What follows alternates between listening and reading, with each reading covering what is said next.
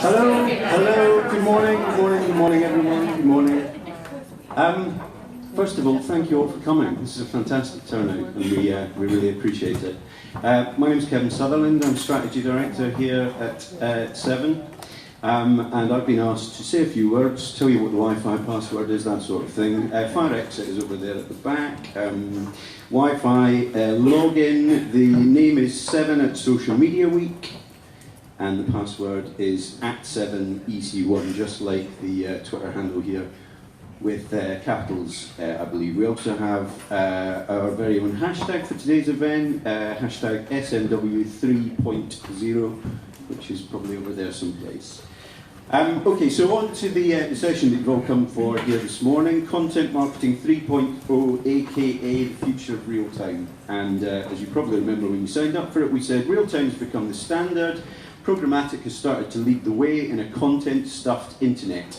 Is the future of storytelling one based on algorithms? What kind of new data will become most useful, etc., etc., etc.? All very important questions, and we'll hopefully, with our fantastic panel, be answering some of them this morning. So in addition to pointing out fire exits and telling you the few sort of points of housekeeping, I was also asked to say a few words to set the scene. The good news is I've only got 2 points to make. The first observation is very much real-time and relevant to Social Media Week. He said, clicking. Yes, excellent, right, it all works. So Will Hayward, ex of BuzzFeed and currently at Dazed Media, delivered a keynote address on Tuesday at Social Media Week, and it was entitled Definitely Not Content. So our hearts sank a little bit when we knew at the end of the week we were doing something about Content Marketing 3.0. But I think there's a very important distinction. I wasn't able to get along to his event, but thanks to social media and content in social media, I was able to kind of work out what the main points were. And those are illustrated in these tweets on the screen. And he was sort of saying the era of content is over. We can aim higher and do better than just content. And also change a job title if it's got content in it. I think he's right, of course, maybe with the exception of the last one. As somebody who works for an agency that's expert at content marketing, I'm entirely comfortable with the idea that the era of content is over. Because on its own, content is just a commodity. Content's just a noun, whereas content marketing is active. It's a verb, and it emphasises that success depends on what you do, but also what you do with it. How you apply strategy, creativity, technology, ingenuity to drive performance. So the second performance comes from the past, because it's always useful, I think, when you're looking at the future to look at where we've come from. I'm not going to go back into ancient history, although looking around the audience, this date probably is ancient history for some of you. So it's 1999, and something called the Clue Train Manifesto was first published on the internet and subsequently as a book. Bear with me. So the central thesis of the Clue Train Manifesto was that markets are conversations, and that the nascent internet, as it was then, is unlike any media used for mass marketing previously. The technologies they referred to in the original text included email, newsgroups, mailing lists, chat, and web pages. So obviously predates anything to do with content or social media, and yet most of what they were saying in the Clue Train Manifesto about the need to approach marketing in a totally different way has been proven to be true, and also is highly relevant for social and content marketing. The author said at the time, a powerful global conversation has begun. As a direct result, markets are getting smarter and getting smarter faster than most companies. And the weird name, Clue Train, comes from one of the contributors speaking about their former employer who failed to pay enough attention to the changing times that they were working in. And the quote is, "The Clue Train stopped there 4 times a day for 10 years and they never took delivery." So simply by being in this room, you've proved that you're much smarter than that. So to give us some clues, we've got 3 terrific speakers this morning. First up is Simon Andrews. So many of you may know Simon already. In his own words, he has spent the past 20 years starting and running businesses that help brands profit from the new opportunities digital enables. It's true, isn't it? His business, Addictive, has evolved from a mobile-focused agency to a strategic consultancy, helping brands understand how mobile, social and tech is impacting their business. You may also know Simon from his weekly email Mobile Fix, which I'm a big fan of. It's probably the most useful and entertaining view on mobile, social and tech, and indeed this morning's edition includes a call to spread the word about how good it is. I've already done that via email, and I'm sure you'll have some more followers later on this morning. Second up is Lisa Moretti, Seven's very own Lisa Moretti. She's a digital strategist here at Seven. She's worked as strategist, editor and educator for over 30 major international brands, including Hyatt Hotels, Dulux, IKEA. This year alone, she's run social media workshops for 7 clients in Russia, Germany, South Africa and next month, India. She is a visiting lecturer and researcher at Goldsmiths and Cardiff University, and she is Seven's resident Japanophile. And last up is Rajmina Ojla. Got it right. A corporate PR consultant. Raj has over 5 years of corporate and public affairs media comms experience across in-house and agency environments, including Fleischmann Hillard and Ogilvy PR. Raj has worked with a diverse set of global brands spanning the finance, energy, government, luxury and professional services sectors. Her experience is rooted in handling crisis communications and media coverage across regional, national, international trade and online channels, marred with her in-depth knowledge of world cultures and the international political landscape. So, enough set up. I'm going to hand you over to Simon now for the first of this morning's discussions. Thank you.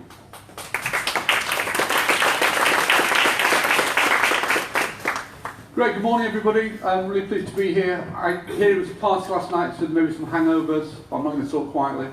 Run a business called Addictive. We have a project called Route 55. This big red bus goes past this office, and we're fascinated by it because it runs from the heart of Soho, the heart of the advertising industry. London is still a world centre for great advertising creative, traditional sense. 55 starts in Soho, runs all the way through Clerkenwell to Shoreditch and Old Street, where our tech world is. Along the way it passes Google and Mindshare and Mediacom and Starcom, loads of creative agencies. We think we need to connect those two huge industries together better.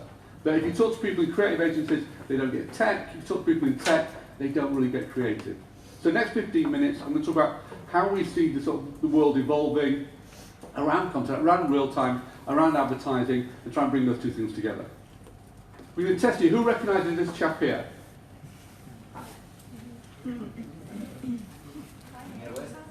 Kanye West. I did it and someone said, what, do you mean him?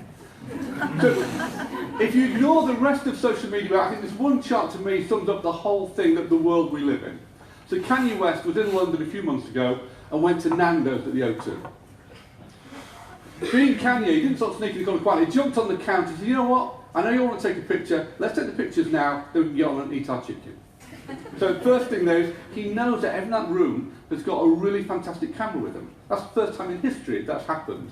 Before mobile phones, the chance of having a camera is quite slim, but everyone's got a mobile phone.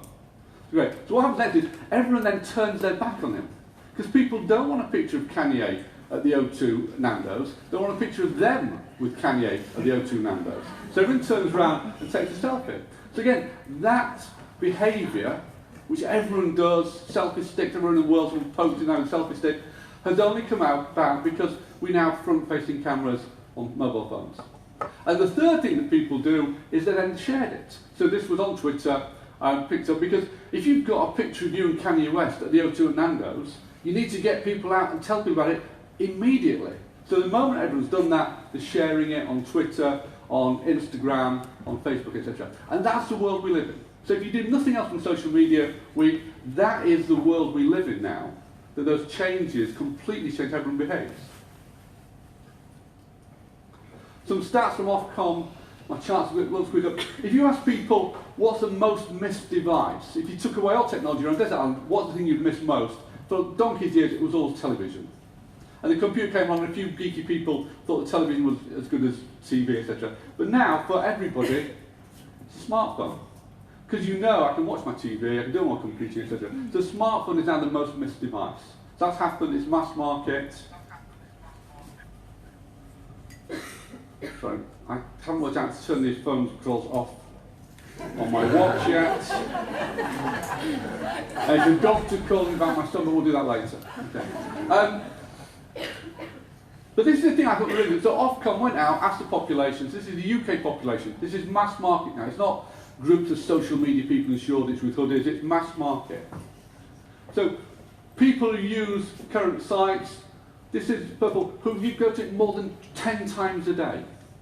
So a fifth of the people who use Facebook, which is just about a huge proportion of the population, go there 10 times a day. Snapchat, 11% go 10 times a day. Twitter, 10 times. So this behaviour, we're called addictive because we think you have to do stuff that is addictive to put through. People are doing this stuff the whole time. All the time they're involved in this and doing it a huge amount. Well, we've got another thing. How many people here have got a mobile phone with them? Everybody has. How many people have got a laptop with them? Okay. So we've got to think, if you talk to anybody in our industry, sort of digital, tech, social, etc., everyone's all about mobile, gets that totally, but they've all got a laptop. If you go to any coffee shop in Shoreditch or San Francisco, everyone's sat there working on a MacBook Pro. Little individuals, they've got a beard, different clothes, but all got a MacBook Pro, which is quite interesting. But everyone's doing that, and I think there's something we need to remember is real people don't have laptops. Real people don't sit in Costa Coffee or artisan coffee shops in Leeds with a laptop. They use their phone for everything. And we still find talking with people, you think about what you do, and everyone thinks about the desktop world because that's the way we're growing up from it. We think that natives is now all about mobile, that people have got a Samsung or an iPhone, and that is how they connect to all this information. They may have a laptop at home, probably an old one. They might have a computer at work, but it shouldn't really be on Facebook at work. Their way of accessing this is mobile. So that, again, is that big change. So how many people, if you go into your desktop browser, there's a little button there, your home page. Does anyone know what the home page is? Does anyone use that anymore? I clicked on my home page, and it's Google, a Google service that closed down 2 or 3 years ago, because the home page is completely dead.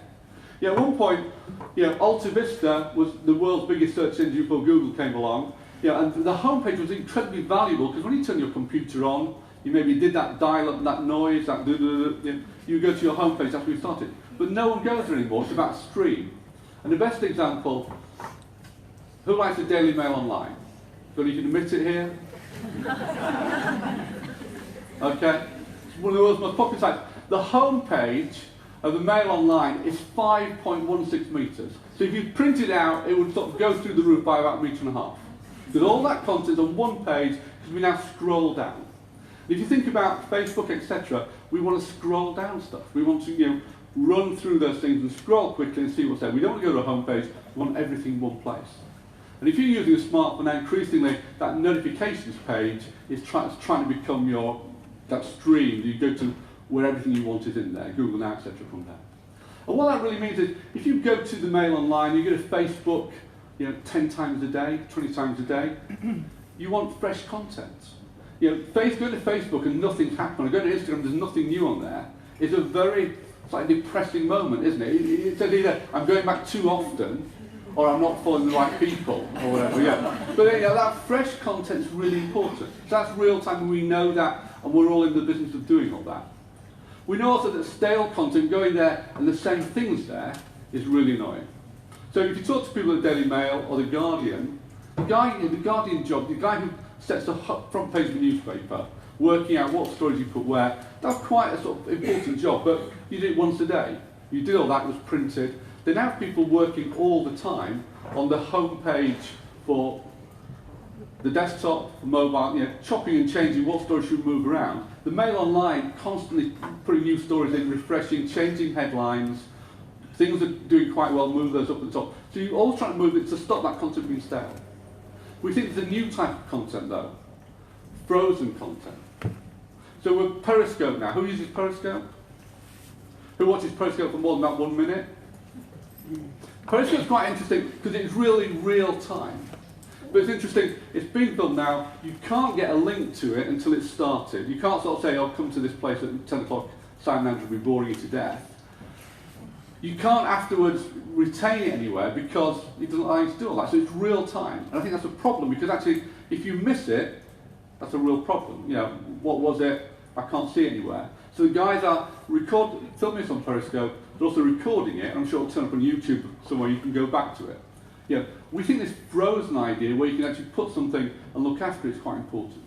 So this is my Twitter feed from yesterday, while you were away. And I follow Department of Work and Pensions, digital. That's my own problem. But this idea that Twitter now has gone from one of those things, you know, Twitter was fantastic, I love it, but you go through it now and you think, I've missed loads of good stuff. How do I find out what fantastic things happened the last 12 hours while I've been asleep? You know, and this idea of frozen content, finding ways of resurfacing that and curating that, we think is really interesting. There's a new thing called Nuzzle. Has anyone seen that? So Nuzzle is a tool you sign up with your Twitter and your Facebook. All it does is tell you stories that lots of your friends have commented on or shared or tweeted about or favourited. So it's a way of just surfacing stuff that's popular. So it's like PageRank for social. And again, that frozen thing, the idea, what did I miss? Well, if loads of my friends were tweeting about this, that's probably stuff I missed. So frozen thing is really important. Well, I want to jump into advertising, and we're very interested in advertising. You know, as introduction said, been doing this forever, terribly old, always worked in advertising. And things like branded content and social, we think is really important. We think advertising is really important too, because all those things that were seen as a substitute for it, as an alternative, so you don't need to pay to reach people, because you can get them on Facebook and they'll talk about your brand. We've realised it doesn't quite work like that. We still need to pay to reach the right people. And programmatic, where you're taking data and targeting people, and based on context, based on all that information, is really important, growing really quickly. The problem with it is, though, is that they have to still treat people as strangers. Advertising has always had the point of view that, you know, we talk to everyone as a stranger and shout loudly. You know, these lovely ghost adverts on sides of buildings. If you watch ITV, all the ads are treating you as a stranger, because all they know is you're watching X Factor or Coronation Street. They know nothing more about you. But with data, we can sort of start to get past that. Anyone know Seth Godin? So Seth Godin is an old school sort of marketing, a very smart guy. He has this thing called the value cube. And what he said, you can take any brand, any market, and you can divide it amongst those four groups. So Coca-Cola, strangers to people who never buy soft drinks or whatever. Acquaintances with people who occasionally buy soft drinks and Coke, but don't really buy Coca-Cola. Friends of those that might buy Coca-Cola once in a blue moon. Families, those guys in your office who have a can on their desk the whole time. It's going to kill them before too long. Yeah, any market you can sort of look at from there. The thing that's really interesting is the idea you would talk to all those people differently.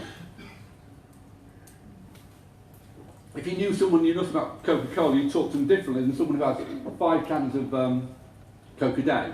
Yeah. So that idea, we can now move to a world where we start to understand we've got some data on people, we can start to talk to those people. And that's just starting to become possible, not being used that well, but we're starting to get there. And the thing that we keep coming back to is great creative work, a really good idea, is the best way of making any campaign work harder. So whether you're doing content or whether you're doing an ad, a great idea, a great piece of creativity makes a big difference, and there's lots of data proving that that's the best single thing you can do.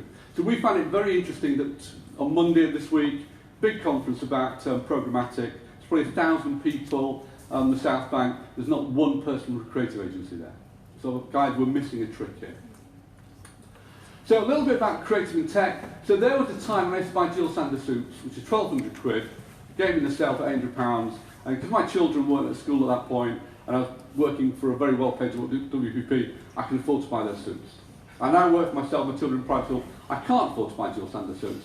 But Uniqlo stepped up, and Uniqlo now sells Jill Sander suits for 200 quid. It's really interesting, it's like because they've got technology, and applied technology, how do you make a lovely suit? Rather than in Switzerland by very well-paid artisans, it's done in China by in a factory. But that creativity is still there, but they've applied technology to it. And we think it's an interesting lesson for us because we haven't done that in our business yet. We haven't applied technologies to creative yet. So we took some examples of the sort of green shoots, the things we think are interesting and starting to change. So the IKEA catalogue, there isn't a place where they've built all those kitchens, some guy with an Allen key has put all those kitchens together. 75% of the catalogue is made by CGI. So every single cupboard door, kettle, toaster exists as a piece of computer-generated artwork, and they put it together in a computer program. So none of those kitchens exist. They use technology to do that. This was the Obama campaign. They did a great campaign about, don't forget to vote. And the whole premise was George Bush got in by one vote. John McCain got in by one vote, and it's your fault. And there's this fantastic video blaming David Braithwaite. All girls, children welcome, except for David Braithwaite. Disappointed in Braithwaite. And what you can do, you send that to your friends, and when you type their name in, they will appear all the way through this. So the message return is personalised to your friends. Very powerful, did incredibly well, based on flash technology, which is sort of not really very usable these days, but again, you can find ways of using technology to do things with real impact. If you get an email with a video and your name's in it, you notice that. Anyone use a Nike running app? So Nike did this campaign in the US last year where they sent an email to 100,000 of their best users. And the key point of this, we're going to tell you how many miles you ran in 2014, and it spiked in the same in 2015. So they worked this very cool animation house in Paris, lovely style. But they used all the data points they had to change it. So if they knew you're in New York, the background when you're running is a Manhattan skyline. But if you're in Los Angeles, it's a Hollywood Hills with a Hollywood sign, etc. If you say that on the app that you run on a road, you're on a road. If you say you're running on a track, so you're just changing the messaging according to those bits of data you've got. And then it pops up, hey Simon, you ran 10,000 miles, etc. You must do better from there. So you're taking bits of data and you're changing the story a little bit. And we think that people recognise that and it makes more resonance with them because, hey, they're running in Los Angeles where I work as well, where I run as well. That was an email, could be brought programmatically. So technology is starting to get there. This is Adobe.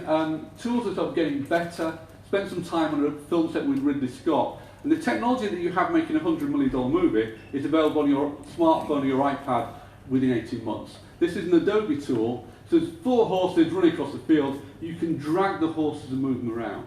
We're starting to get to a world where you can adapt and change creative and video to suit the data you've got on somebody from there. So we think it's a very interesting opportunity. You're starting to take your basic creative idea and you're adapting according to the people you're talking to and the data you've got from there. There's Andy Sanchez from Work Club. Work open and lean, then layered and relevant. And the thing we're interested in at the moment is developing ideas that have a core idea, you know what the DNA of the idea is, but you build it in layers so you can sort of clone that and develop different ones that work from there. So the best example we always work on, the average Facebook ad is a Getty image, 2 lines of text and a logo. Not particularly difficult to do, but if you imagine a picture of 2 people, there's me and Mark Maddox sat outside Cremonjo. You can change that picture according to your audience. If you're talking to women, it's women. If it's someone older, if it's different ethnic groups, you can start to change in layers the people in there and make it resonate better with those people.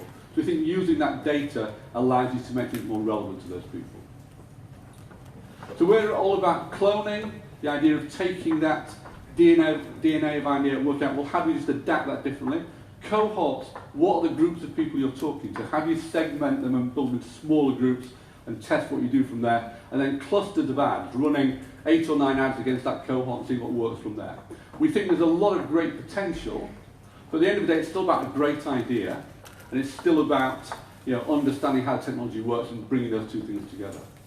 So don't miss the bus. We're very excited about this. We're looking for collaborators and partners and brands who want to do this. And it's one of the things, we don't know where it ends up, but we think it's going to be quite an exciting journey. Thank you.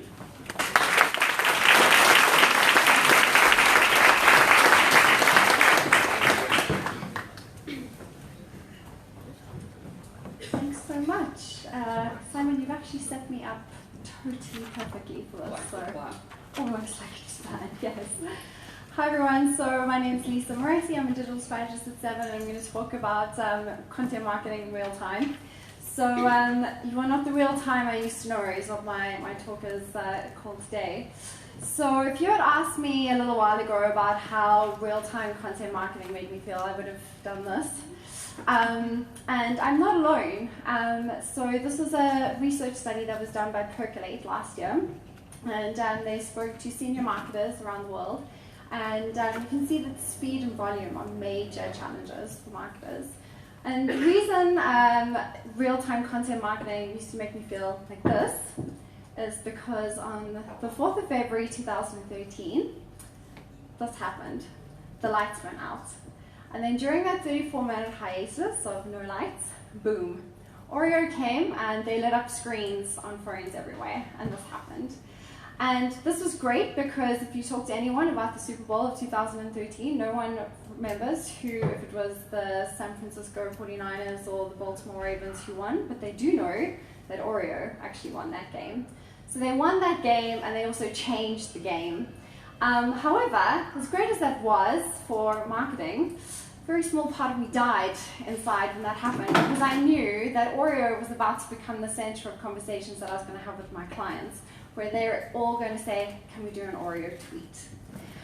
And this is tricky because real-time marketing it's tough. The stars have to align. However, unlike poor Ed here, all is not lost, and there is a winning strategy to try and become really good at real-time content marketing. And through a couple of tried and tested methods that we have been working with here at 7, I'm going to be telling you a little bit more about them. So there are some brands for getting this right. Brands like Virgin Holidays, brands like Kit Kat, thought this was really good. Brands like Jaguar, who are using real-time social listening from their clients or potential customers, to say, hey, I need to make a new car decision. Jaguar comes along, nudge, nudge. I just bought my new car, very nice. However, for many of us, we do have this feeling that, okay, so that's all fine and well, Lisa, but that's Jaguar, Virgin, Kit Kat, Nestle. These are big brands with big budgets and, they've got really big teams. However, sadly, by virtue of the fact that you've got social media accounts, you're already in this race to try and win this real content marketing and to be first out the block. So there's huge pressure on teams and individuals to try and be first. And it's not just about being fast anymore, and it's also not just about being blessed by the creative gods anymore. To be really good at real-time content marketing, what you need to do is actually got less to do with the real time and what's happening right now, and actually more to do with what you did 6 to 8 weeks ago. So the strategy we believe you need to adopt in order to be really good at content marketing, real-time content marketing, and to make sure that you're fast and that you're consistently producing content of quality, is to adopt a strategy of prepared spontaneity. And the way that you do this is by adding real method and methodology to the madness of your social media and our social agency days. I'm just going to move this. So if you add method and methodology, what it allows you to do, it allows you to do two things. It allows you to keep up with the pace, and it also allows you to be really consistent. This avoids a lot of sleepless nights, it avoids having very long big teams, and it also avoids having to constantly chug back these. So how do you actually add method? When I say methodology, what is that actually all about? So methodology is about looking at the data that you're using. So very much like the Nike example that Simon just showed us. Methodology, looking at your data and thinking about it in a very methodological approach means you go from big data to edited data. So be very real about the kind of data that you really need to be monitoring to be able to be successful. So very often that might mean for some brands that it's not about monitoring the big trending hashtags of the time, but it's actually about monitoring who is a select group of influencers that you've decided to look at, what they're talking about, what's trending in their circles, and trying to catch up on those conversations and to try and put yourself in those conversations and connect with those individuals and their micro networks. It's about working with formats. It's about thinking what format on what platform really works with our audience, and what can we do within our teams, within the resources that we have, within the talent skill that we have in-house to be able to turn this around quickly enough. There's Oreo have really done this fantastically well. They have found formats that work, And during really, really fast turnaround times, they know how to create that very quickly in a creative way and where to place that piece of content to be able to get the most reach amongst their audience, because they know that it works there, because there is a group of people in that space who are expecting that from them. So you can see very clearly that these are the creatives, this type of illustrative style that they are going back to and they're using consistently to try and make sure that they're developing fresh content that's relevant to that audience, but they can do it in a very real-time kind of way. Another example is to be able to use frameworks. And I know that we talk about frameworks very often, but a lot of the time what is missing from agency frameworks, the kinds of frameworks that you actually see in big management consultancy firms. So very often we talk about a framework or a product we've developed, and we just give that to the team and we kind of train them up in it, and then we say just run with it. However, what we can do to our frameworks to really make them more effective and to guide and to channel creativity is to be able to think about very structured questions that need to be part of every single one of those blocks. So if you give your team 2 or 3 questions that they need to be answering to be able to fill out those sections in the framework that you've developed, you really help to get people geared and thinking about things in a very clear, very concise way. And instead of saying, be as creative as you need to be in very short times when you have to turn things around in a very fast way, you need to you can't think very broad, you need to think smart. And to be able to think smart, you need to be answering the right questions to be able to get to the right answer. The next thing is to try and simplify the very complicated by coming up with very strong definitions for something.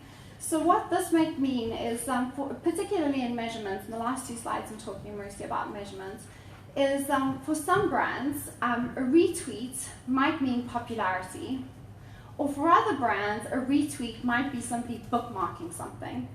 For some brands, a Facebook like might be something that's indicative of loyalty. For other brands, that might be indicative of trust.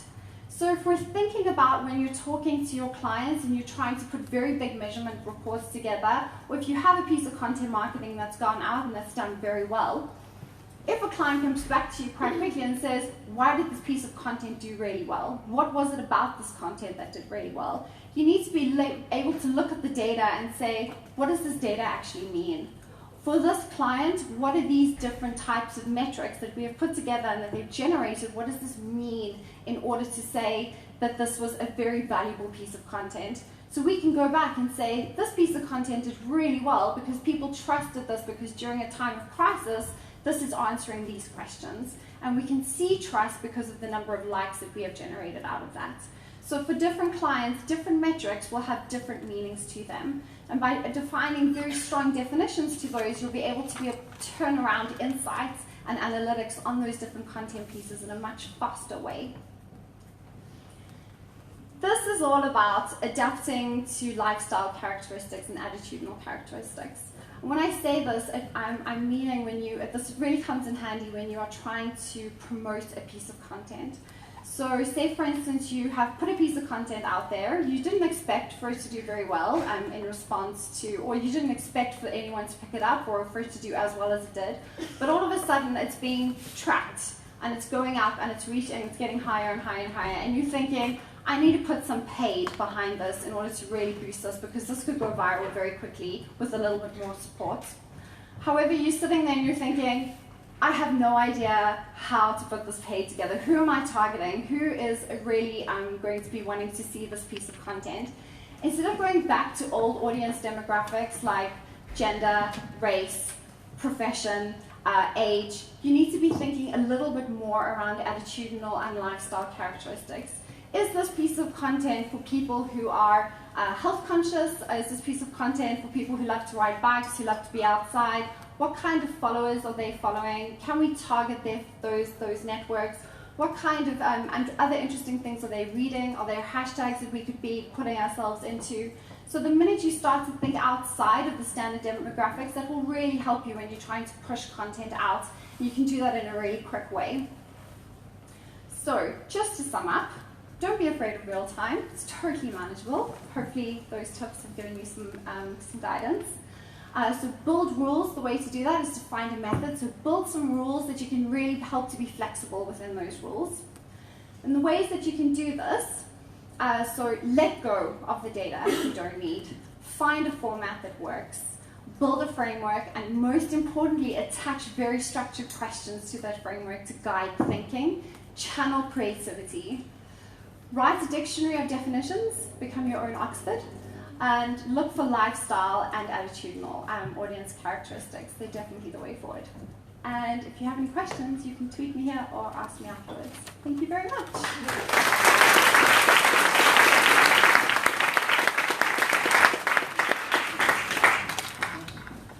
I'm having a microphone mic. Okay, let's readjust this.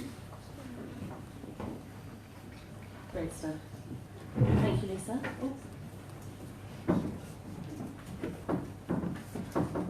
So, hello everybody. My name is Rajmina Orjan. I am a corporate communications and public affairs consultant. So, when Lisa asked me to talk about what to talk about today, on the concept of corporate communications and real time, I had a hard think about what's going on at the moment. Do I talk to you about a company? Do I talk to you about a topical news story that's going on at the moment, or do I tell you something a bit more personal about myself to engage with you? Now, I always think that one of the key case studies for corporate and the concept of showing people how not to do something is a Deepwater Horizon oil spill that happened in 2010. If any of you were asleep at the time, that was when 3.2 million barrels of oil was spilled into the sea. And one of the biggest rules of corporate communications is always say sorry and always accept that you're wrong. Now in this situation, BP placed the blame on somebody else. Biggest rule that you should never do, they did it. And this has always been used as a corporate now is a great case study of not how to do something. And as a result of that, they have talking about the concept of preparedness. Now, you always have to be prepared. These scenarios, they might come out of nowhere, but you always have to be prepared. And now within corporate communications, you have a concept of response planning, having scenarios that you preconceive and having situations that are in place. And also the concept of crisis management. Yes, this is huge and this is a global disaster, but there always has to be a team in place of putting it to happen. How do you do that from a future perspective? You map systems. You map different scenarios based on different geographical locations. You use new technologies and you use investment tools to improve social listening. So I thought, okay, do I talk to you about this? I had a little bit of rant about that, but I'll carry on. Second thing I thought about, so do I talk to you about the refugee crisis? And this is a picture most of you probably see. It's an image of Island Kurdi, which is on the pages of every single newspaper about 2 weeks ago. This picture had the power to change public policy and the way that we think about politics. The fast pace of the media and the way that we deal with things was a result of the power of this image. Now, we are at an amazing time, where the citizens hold all of that power to encourage and to influence politics. This is incredible, and that's through technology, and that's through digital. Or just talk to you about this guy. Now, we're at a stage again of unrest, to be perfectly frank. The Labour Party this time last year, you would never have thought that this gentleman here, Jeremy Corbyn, would have been at the forefront of the Labour Party. We were talking about UKIP. Could data have predicted that Jeremy Corbyn would have been in the limelight? I don't know. In the future, could we project new leaders? I don't know. But digital and technology has formed a grass movement and reimbursed a new grass movement level, and also sort of galvanised. It has actually galvanised this disillusioned public and resurfaced a new generation of thinking. So real time has transformed politics. But instead, actually, I'll talk something about them a bit more lighter. I'm going to talk to you about my sister and my beautiful nephew, Rupert. So So my sister Tina, who's on maternity leave at the moment in Birmingham, was having a right meltdown last Friday. So she was like, oh my God, British Gas man's meant to come today. He hasn't arrived. I've got swimming lessons with Rupert. It's his first swimming lesson. He's coming between 11 and 1. They better come. So she's obviously quite tetchy anyway. So 11 o'clock comes around, just walking around. Just, it's like, is it coming? Is it coming? Is he coming? Rupert's maternity group, like little session with the ladies is going to be about 2. So they're like, better come. Comes to 4 o'clock and the engineer does not arrive. She is not happy. So she goes to the family WhatsApp group. I'm so annoyed. Obviously, you don't need me to read that. She's like, I've been waiting for him all afternoon, it's not working. And me being the friendly sister that I am, and also having walked to works in war rooms for big companies such as British Gas, know that people are behind all of this and monitoring all of the behavioural patterns that people respond to. I'm like, oh, why don't you just tweet them? Just have a little tweet, tell them, say you're a bit pissed off. So I was like, she goes, what do I say? So I was like, here's a suggestion for you. Have a little tweet and see what they say. So obviously I helped her frame a nice little tweet. And then said, so this is her response. Within 3 minutes, British Gas responded to her tweet. Bearing in mind that the engineer didn't apologise until about 4, 5 o'clock in the afternoon that day. So Jim, there's a person right there, okay, has accountability and obviously uses lovely corporate language, which I'm sure British Gas have already preconceived a situation taking place. Apologise. Number one, fantastic, you've apologised, brilliant. Empathy. I can understand your disappointment. This is great. This is perfect. I'm looking at watching it real time while I'm in London thinking, they've done it so well. So they respond. This is in customer engagement. So she's like, what do I say? So I'm like, okay, this is it. So hey, I want you to say this. So appreciate your speedy reply, Jim. Obviously noting that it's Jim. Faster than your engineers. I don't want to sound so angry, but I want to note the fact that your social media is quicker than the real person. So, no booking yet, loan seems on us. So essentially, what happened, what I'm trying to say is, what was originally sort of an open public display of anger, British Gas they were very transparent and took accountability, and also took it from a public sphere to a personal sphere. So Jim is saying, if you DM me the address and contact number, see if we can find a suitable time which suits you. Now, the result in that is customer service issue has been resolved. Tina is happy. Tina is a not easy woman to please. Also, deeper customer engagement and also increase in brand value. Now, these may seem like all buzzwords, but they're so important when it comes to solidifying your corporate narrative.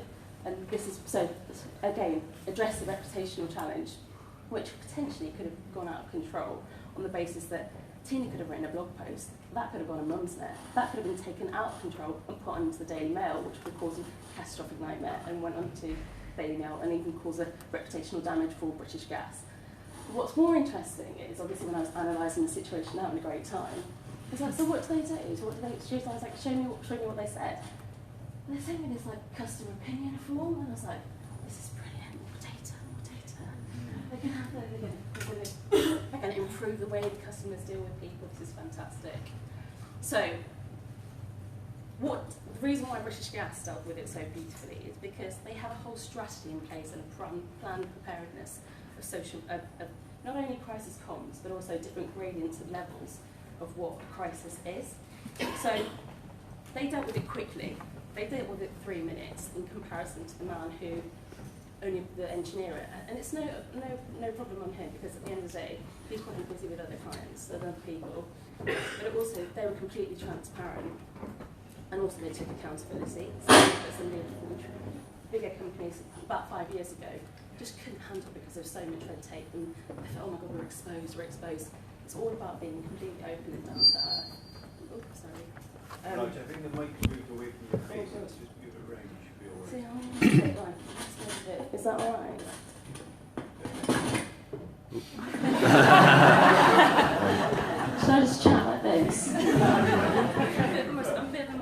play some pups, I do apologise. That may be Yeah, thank you.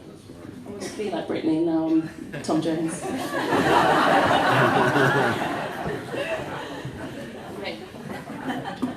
So many things I'm wanting. No, we have to take thanks. Eh? That'd be lovely, thanks.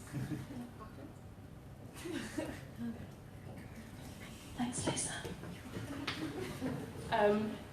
So my sister asked me, so I was like, how is it possible that British Gas were able to deal with this issue faster via Twitter than the engineer? And I was like, well, what you don't understand is that companies like British Gas, oil and gas companies, professional service companies, invest in hundreds of thousands of pounds for monitoring and use social media tools to listen to everything that their customers say using keywords, different key triggers of a whole war room of listening to different things, and they have a response to every single potential scenario that could take place. And in certain situations, they don't have that. But in this situation, because of the customer service issue, that issue was resolved beautifully. Now, what if in the future the engineer could have tweeted my sister before he knew he was going to be late and not turn up and essentially ruin her whole day? What if he could have tweeted her, apologised and said, look, I'm not going to make it, but if you just download the app and put in a time that suits you, would that work? So instead of being reactionary, it's more predictive of her behaviour, that something's going to go wrong, and using existing data, using him as an employee to engage with her. Wouldn't that be great? So I think now we're in a stage where companies, and I know, for example, HSBC are doing this because they're trying to merge together, use their employees' social channels with their customer channels, and that is a logistical nightmare to do. But actually, if you potentially did it slowly and gain trust with your brand, that could actually ease a lot of difficult and reputational damages, which would increase brand value and get more people engaged and trust the brand, which is seen as probably pain in the backside.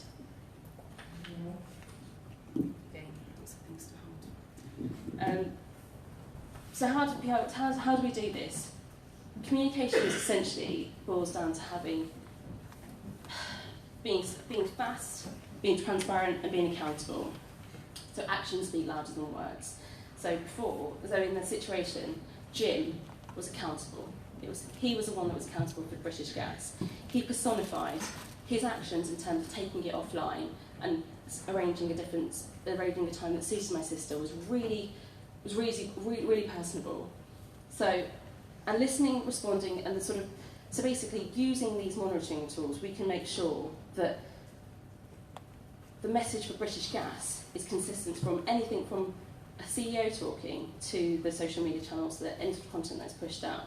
Making sure that crisis manuals, which are well thought out and predict different scenarios, give strength and confidence. So organisations that adopt their communication strategies will be more authentic, more credible, more trusted, and give them the edge in a very crowded space. Basically, have a big data plan. They will do that by continually filtering their data and creative scenarios, responses, and stress testing their scenarios. However, like I said, there will be instances where you can't prepare for it. If you do, for example, have a ridiculous order or you have a Jimmy Savile moment, you just have to come clean, admit that things aren't going right and you're trying to deal with it in as quick way as possible. Be honest. So, dealing with future challenges in real time. So, as I said before, corporate communications is in a state of transition at the moment, where it's accepting that transparency and citizen consumers hold the power when it comes to dictating the future of companies. Citizens are key. Citizens are key. So what are the challenges for senior communicators? The biggest challenge for senior communicators is to ensure that the message is consistent across the organisation, right from the top onto the bottom through every single social media, every single channel. And also because basically there's essentially an information overload of things, too many things are going on.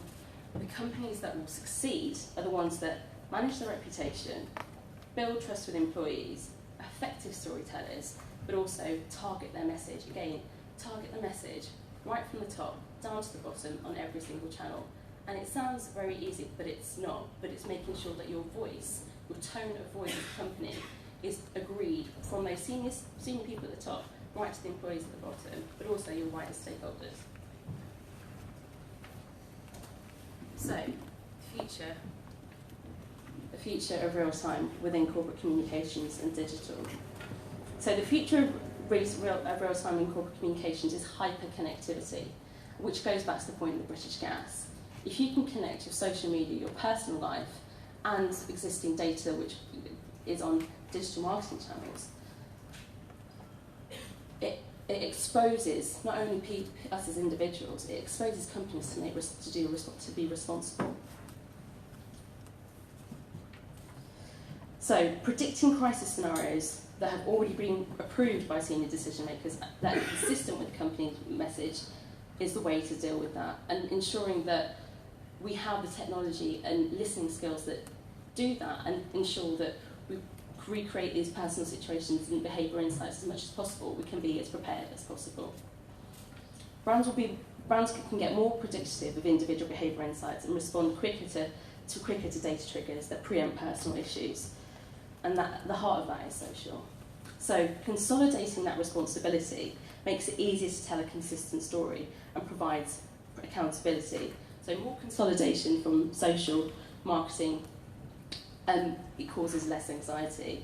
And for integration to work, social stakeholders across all the different departments within your marketing team, so I'm talking public affairs, I'm talking public affairs, your finance team, your HR department, all has to be galvanised into one sort of solid voice. The more authentic, I always think as a German colleague used to say to me, the more authentic, the less propaganda, which I always think is very funny. So, finally, there's a little Rupert over there, isn't he cute?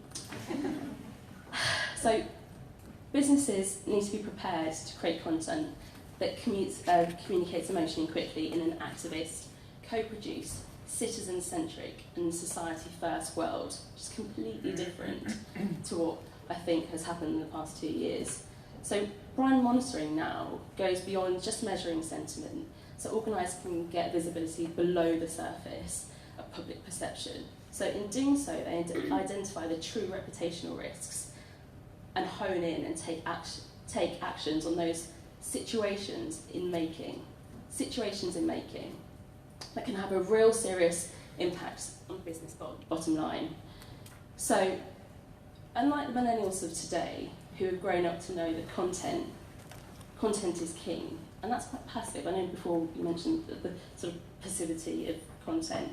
Now, Rupert will grow up in a world where, with an activist sort of communication digital mindset, where the citizen is king. Thank you.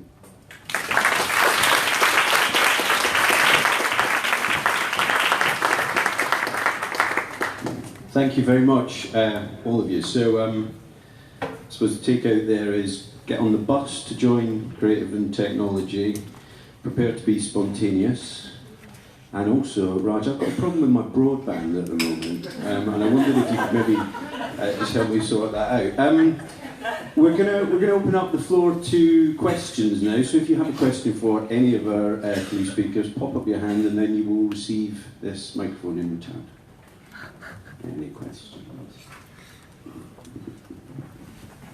Thank you. I have a question for Lisa.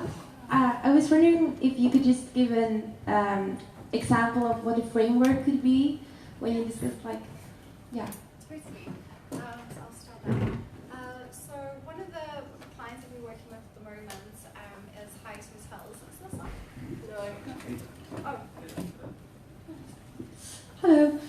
So one of the clients that Seven is working with at the moment is called Hyatt Hotels, and what we're doing is we are putting together big content plans across 2 different markets in response to demand drivers.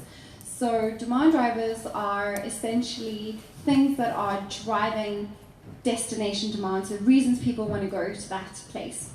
And one of the things that we've done to be able to do that in a much faster, quicker turnaround time, where we can get the clients based in Zurich, as well as working with the hotels in the different cities on board, as well as 7, is we have put together a framework called story mapping.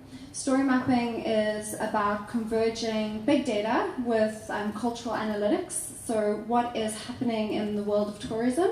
What places are trending in the world right now? What are things in travel that are trending right now? And what are happening on the micro level? How are cities responding to those trends? And then how are people responding to those trends? How are people going to those cities and documenting those experiences? We take big data, we take cultural analytics, we smush them together. We've got an A4 piece of paper that covers all of those, and we've got very key strategic questions. And every single one of our team who works on our story mapping framework has to be able to answer those questions. If by the end of the 3rd block, we've got 9 blocks that you need to fill out, by the end of the 3rd block, you have come to a place where you've decided actually this destination, this driver isn't going to drive destination demand, you stop right there. So it's not about having to go through this whole process of filling it out in an hour, and by the end of the 9th block, you're like, oh, I just wasted like an hour of time. It's by the time you got to the end of that 3rd block, it's 5 minutes, and then you can actually move forward, or you can start over. So that's an example of something that we're working with at the moment. Any more? No questions. Covered everything in so much depth. Last call? I can have one more. You can. So just hang on to the microphone. No, it's a question for our first speaker, and I wonder if you could elaborate a bit more on the frozen concept. I thought that was very interesting. Yeah, thank you. I think there's a buzzword curation that everyone now uses, and yeah, I think that's really valuable. Trying to work out, okay, what do we think that is valuable to the end user? So, what do we freeze? Because the Nuzzle example, I think, is interesting that you're taking other people's activities around a piece of content as a surrogate for, okay, this might be interesting from there. But if you're a brand, saying, okay, well, our point of view about this, we like, hi, this is what's going on in Berlin, we think this is interesting. You're creating stuff, so you're freezing stuff, you're taking out the stream and saying, okay, this is worth a little bit more attention, we'll put the spotlight on this, we'll hold it for longer. And I think that, the world is getting faster, we've all got more and more, apps on our phone we could use, and with more and more little notification things happening from there. Finding a way of just elevating some stuff out of everything there to the important stuff is going to be really valuable. So that idea, we've frozen some stuff, I think is strong. We do this mobile fix weekly and we get good feedback, because all we're really doing is saying, look, of all the stuff we've seen, we think this is the stuff that's worth freezing and really looking at from there. So it's about curation, but we are seeing the tools now. So Twitter, what you've missed, the lists, etc. Their big problem is Twitter's gone from, it's a nice little sort of, I can sit outside and watch the traffic go past, it's lovely, I'm now watching the M6, I can't see anything. How do they make that more manageable and be able to freeze some stuff, curate some stuff, we think is really important.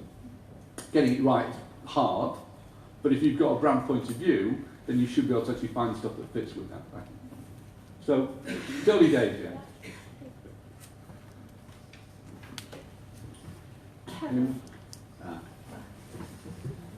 We'll get first.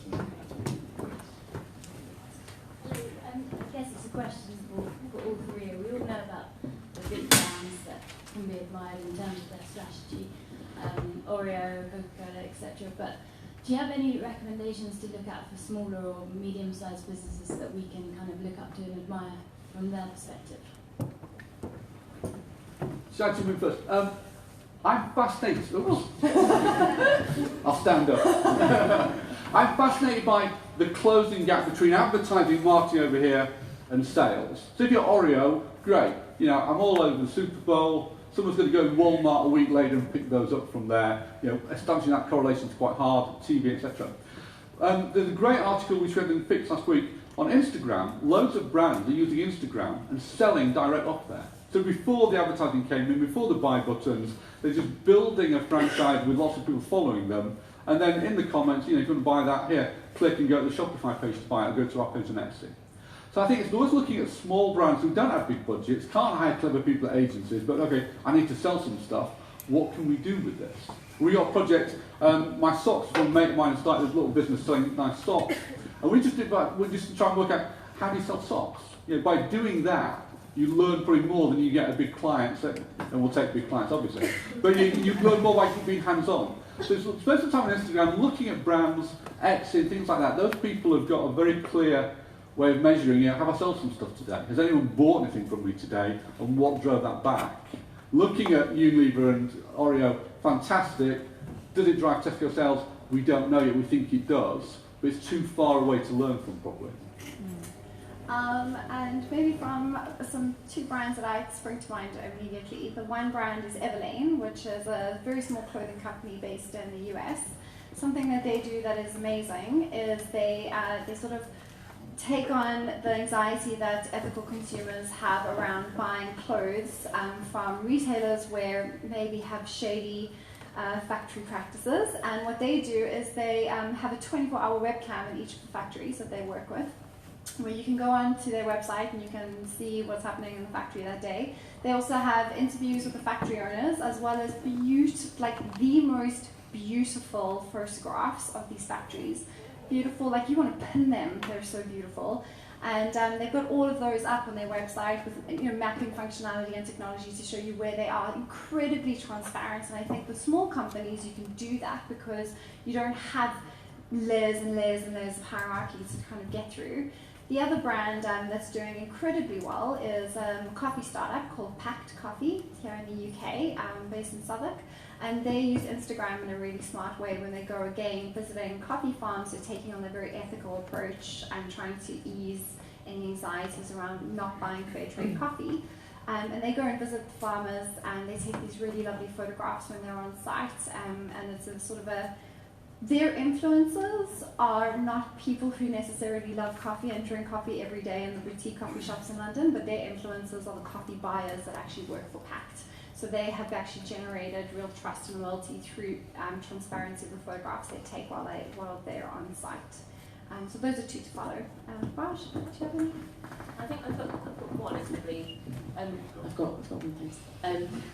But basically, social enterprises, I think, at the moment from a corporate perspective, because smaller companies don't tend to have they don't have a corporate strategy. They don't sit there and say, what's our strategy to do today? Because they're so nimble and they can have the fluidity of talking to the person who's their marketing director is the person who's the head of sales. The person they wear so many different hats. They've got so many different skill sets. The ones that I think do it really well are social enterprises. I don't know if anyone's heard of Karma Cola, who are a smaller brand, and they're based in London, and I've seen them do so well that they engage both on a sort of local level and a global level, and I think it's completely scalable. But it's also at the end of the day, having an authentic voice is the most important thing, and that's what they do so beautifully. Just a question to Lisa. Which one would you say is the biggest risk for real-time marketing? Just a general question, what would you say is the biggest risk of doing? You prepare content. What would you say is you're creating content that you suspect that it's going to work, but might not work, or might turn against you? Good question. Really put me on the spot.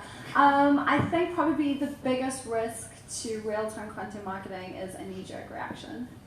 Seeing something and reacting instantly actually might be detrimental to yourself personally as well as to your brand. Seeing something and having that really hot-headed moment where somebody complains about the brand and you're just going well, I'll show you.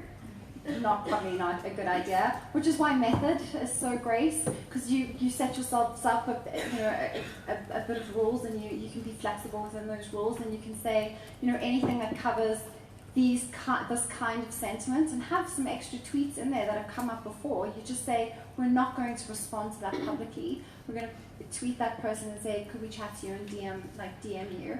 So if you have those sort of rules in place, then it can avoid very knee-jerk, very reactive, almost too reactive, especially amongst people who have maybe just joined your team or more junior members of the team.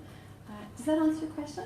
Yes, more or less, although Okay. I was thinking more in a proactive way rather than reactive, because you're saying like replying to a customer, trying to be, I don't know, like engaging, Yeah. and turning against you, but what if you produce something that, like for example, Loreen Yeah. use this image but it doesn't work, or works against them because, I don't know, like something you didn't expect or you didn't predict suddenly turns against you, like there's something that infers something like relation to politics or Yeah.